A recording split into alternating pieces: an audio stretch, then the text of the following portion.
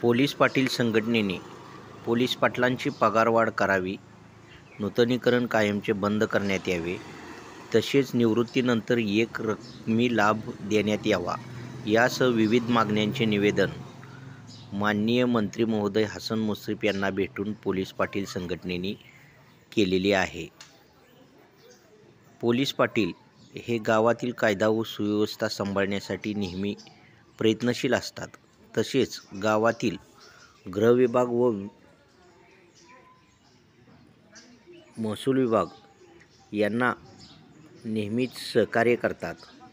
महसूल प्रशासनातील अधिकारी व गृह विभागातील प्रशासकीय अधिकारी यांना पोलीस पाटील नेहमीच सहकार्य करीत असतात.